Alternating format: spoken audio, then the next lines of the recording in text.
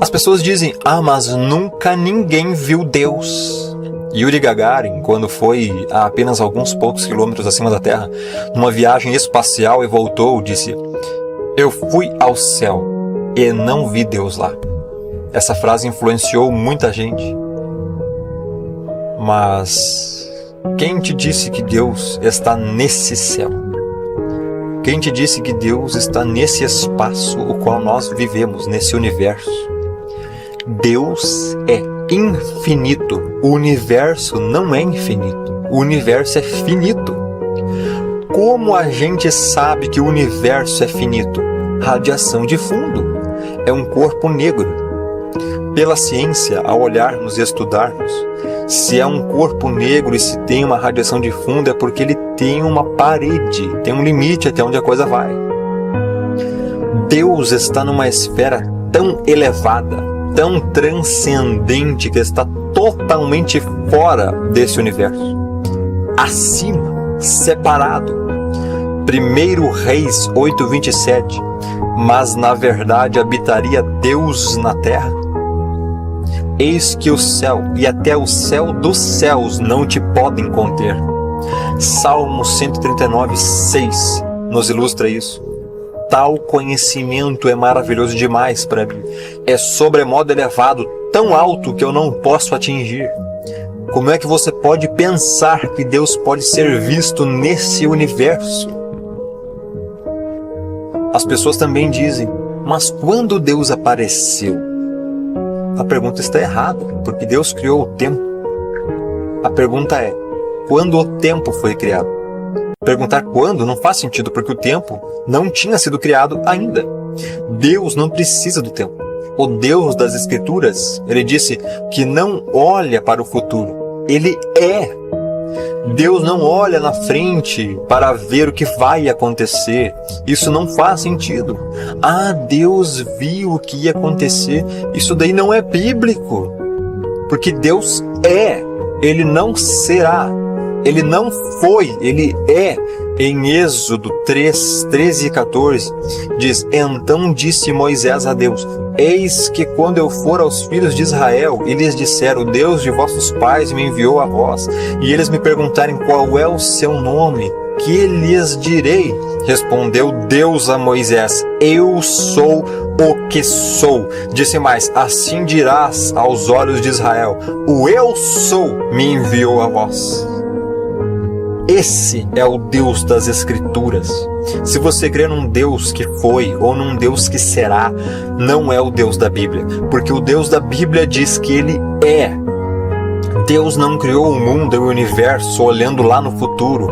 Não, Ele já estava no futuro. Ele é o futuro.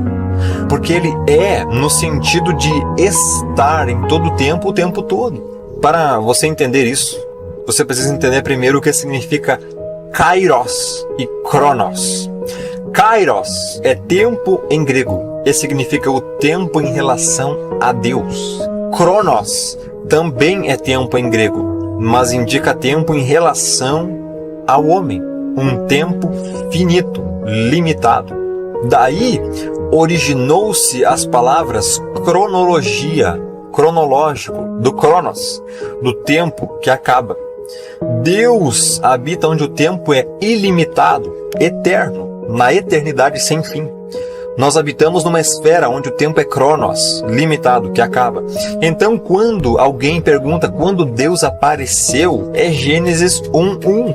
No princípio criou Deus os céus e a terra. Deus já existia antes do princípio, antes do tempo, antes da criação desse universo. Do contrário, ele não poderia ter criado no princípio, ou seja, ele criou o princípio.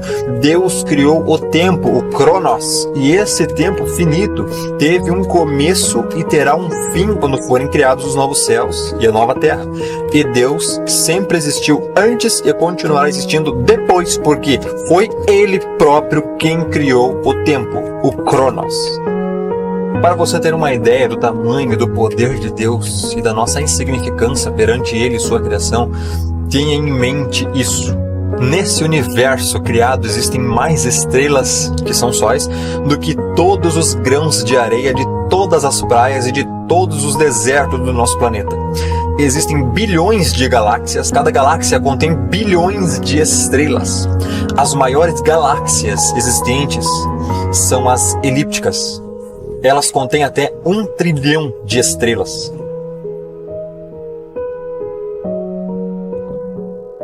Assim, uma pergunta intrigante a se fazer é: de todas essas galáxias gigantes no universo, qual é a maior? Qual é a maior galáxia que já vimos? A resposta é esta aqui, conhecida como IC 1101. Esta galáxia está a 1 bilhão de anos-luz na constelação de Serpente. Esta é a maior galáxia do universo conhecido.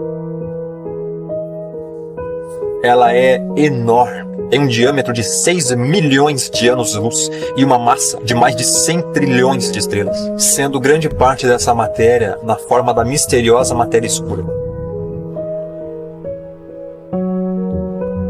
A IC 1101 tem mais de 50 vezes o tamanho da Via Láctea e 2.000 vezes mais massa. Se ela fosse colocada no lugar da nossa galáxia, ela engoliria a grande nuvem de Magalhães, a pequena nuvem de Magalhães, a galáxia de Andrômeda e a galáxia do Triângulo.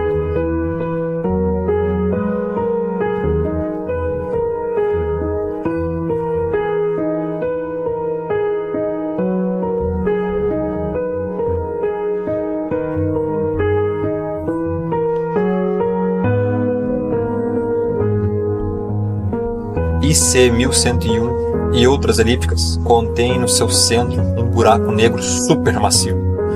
A massa do buraco negro central de uma galáxia está ligada ao tamanho da galáxia, tornando o buraco central de IC 1101 o maior buraco negro conhecido.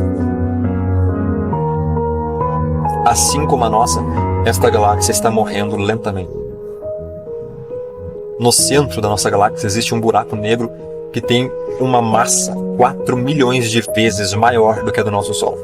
Buracos negros são objetos cuja gravidade é tão forte que nada, nem a luz, consegue escapar.